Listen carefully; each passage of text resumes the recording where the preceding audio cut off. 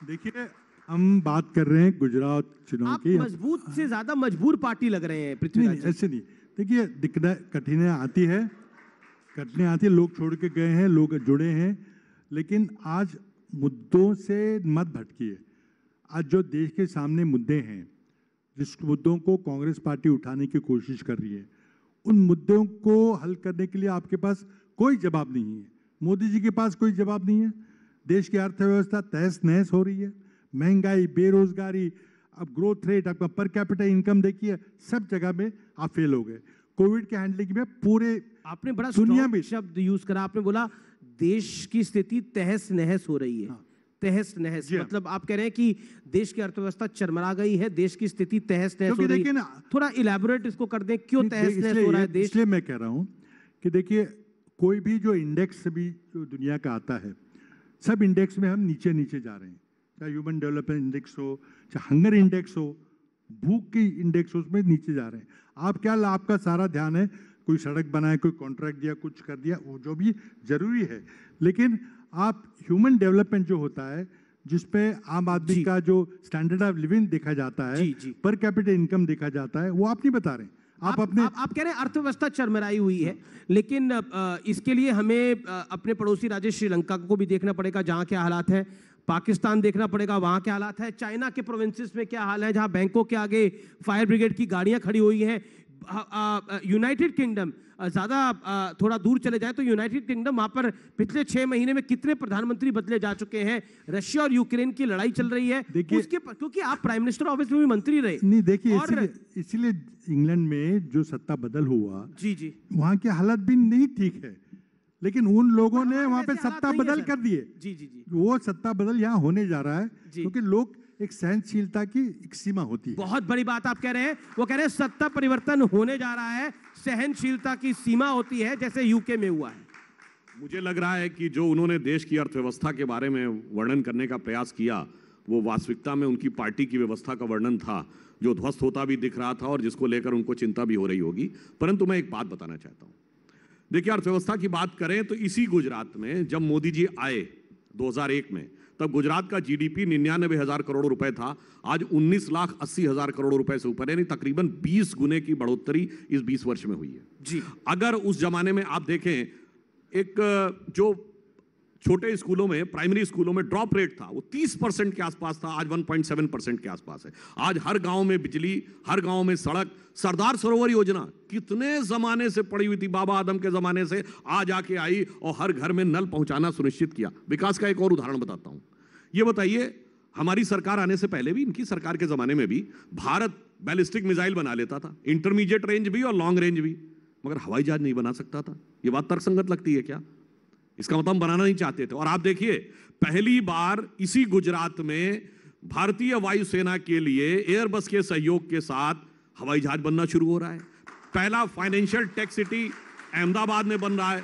और बड़ी बात क्या है, लेकिन ये कह रहे हैं कि इस बार सत्ता परिवर्तन हो जाएगा, जैसे यूनाइटेड मैं इसी किंगडम बिंदु में पे आ रहा हूं। आज भी जब पूरे विश्व में अर्थव्यवस्था ध्वस्त पड़ी हुई है और उसके बाद भी हमारी विकास की दर ऊपर है और महंगाई की दर नीचे है।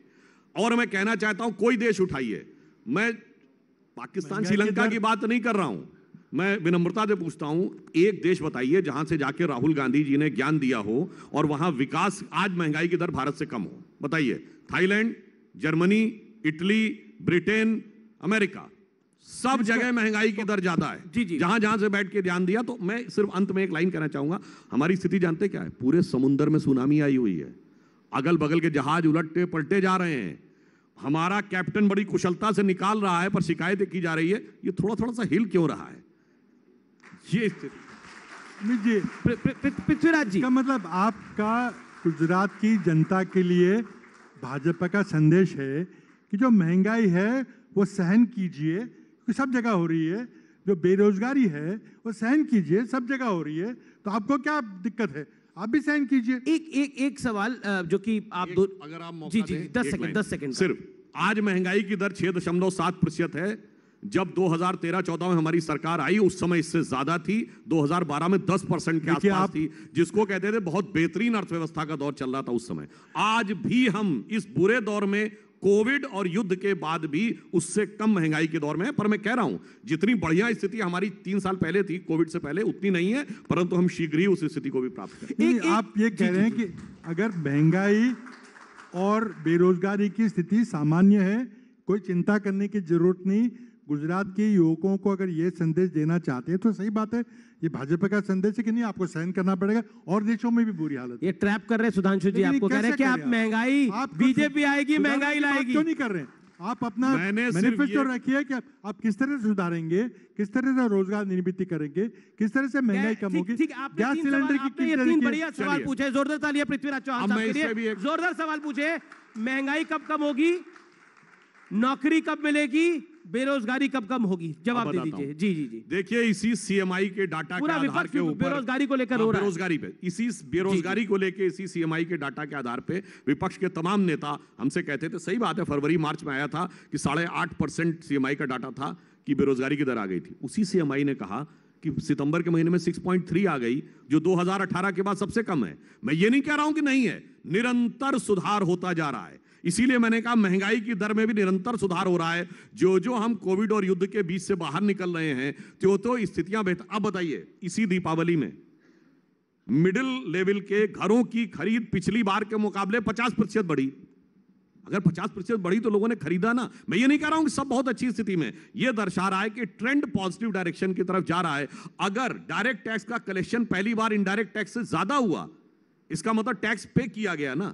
अगर मान लीजिए जीजीएफ के आंकड़े बढ़े, यानी प्रोविडेंट फंड में जिन लोगों ने अपने अकाउंट खोले तो नौकरी लगी, तभी तो उन्होंने प्रोविडेंट फंड कटवाना शुरू किया। अब गवर्नेंस मॉडल पर आते हैं, क्योंकि बार बार बीजेपी कहती है हमारा 27 साल का गवर्नेंस मॉडल है, लेकिन सुधांशु त्रिवेदी, जो मोरबी में हादसा हुआ उसमें इतने लोगों की जानें चली गई, क्या आपको लगता नहीं है वो आपके गवर्नेंस मॉडल पे एक बहुत बड़ा सवाल है? देखिए, वो क्रोनिक कैपिटलिज्म का एक उदाहरण है कि जो दुर्घटनाएं घटी, जिस तरह से कॉन्ट्रैक्ट दिया गया, जिस कंपनी को कोई पता नहीं था कि कैसे मेंटेनेंस करते हैं, क्या करते हैं, और जिसकी अब जांच हो रही है। आपने एसआईटी कर दी, अब तक 5-6 एसआईटी हुई है, एक एसआईटी का भी कोई नतीजा निकला है? पेपर लीक एसआईटी हो, क्या वो, इसीलिए मैंने ये सवाल उठाया है का मामला हो, मोरबी के ऊपर आपको दबाने के इतना बड़ा दुखद हादसा हुआ, वो किस गवर्नेंस मॉडल की देन? देखिए, मोरबी की घटना बहुत दुखद और दर्दनाक के साथ साथ हृदय विदारक भी थी। घटना होने के बाद सरकार ने जिस प्रकार की सक्रियता और संवेदनशीलता दिखाई, 15 मिनट में रिलीफ ऑपरेशन चालू हुआ, और बाकी सब जो हुआ वो तो एक पक्ष में कह रहा हूं।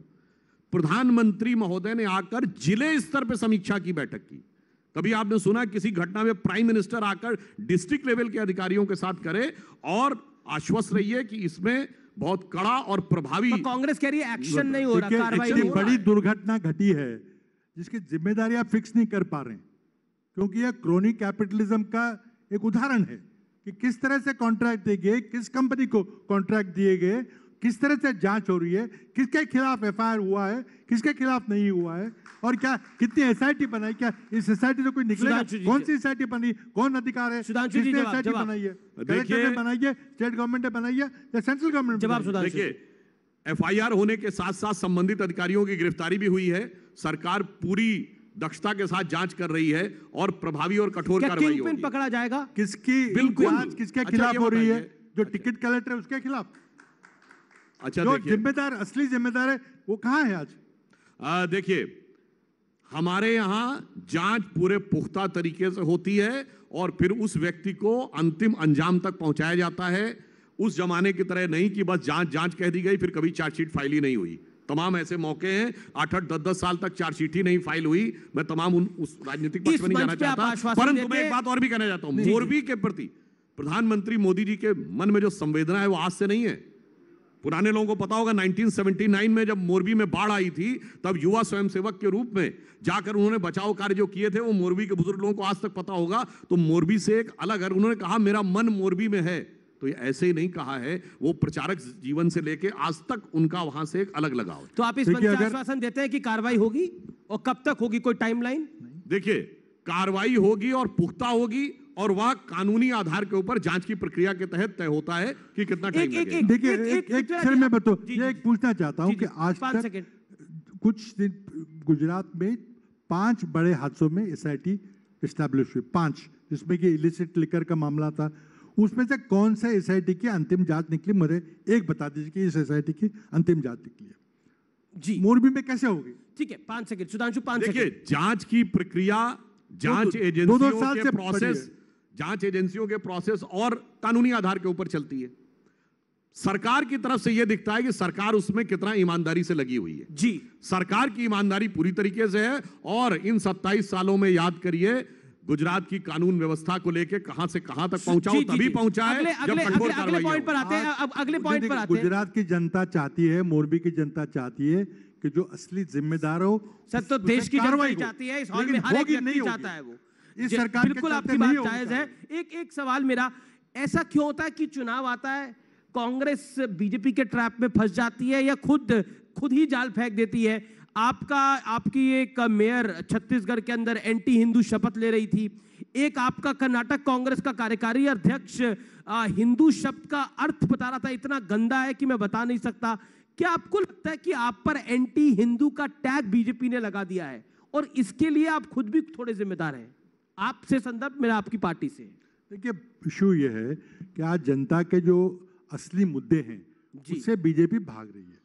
कहीं ना कहीं कुछ हिंदू मुस्लिम झगड़ा लगाना, पर ये तो आपके नेता ने कहा था ना। नहीं, नेता ने के मुद्दे से हम भटक रहे हैं। मैं ये कहना चाहता हूँ कि जो असली लोगों के जीवन मरण के मुद्दे हैं, जो महंगाई बेरोजगारी के मुद्दे, जिसका कोई हल नहीं बीजेपी पास, तो चुनाव जीतने के लिए इन बातों का उपयोग होता है। पर नेता आपके बयान देते हैं। अभी मधुसूदन मिस्त्री ने एक बयान दे दिया जिसको लेकर भारतीय जनता पार्टी ने इतना तूफान खड़ा कर दिया। देखिए, नॉन इश्यूज है, मैं समझता हूँ। जो उन्होंने प्रधानमंत्री मोदी की औकात के बारे में जिक्र किया। देखिए, औकात वो तो मैं उस पर नहीं जाऊंगा, पर बोला आप ही के नेता ने बोला। मुहावरा होता है, वो शायद मैं पूरी जानकारी मेरे को नहीं है, लेकिन शायद वो पटेल जी के बारे में कुछ कह रहे थे। और ये हमारा मानना है पार्टी का कि जिस तरह से वो एक गुजरात के अहमदाबाद के स्टेडियम का नाम बदल के मोदी साहब कहते हैं, वो पटेल जी का बहुत बड़ा अपमान था, जिसके बारे में हमने कहा भी है जी कि उसमें हम सुधार करेंगे, बदल करेंगे। सरकार आपकी आएगी तो सरकार भी आएगी। लेकिन देखिए,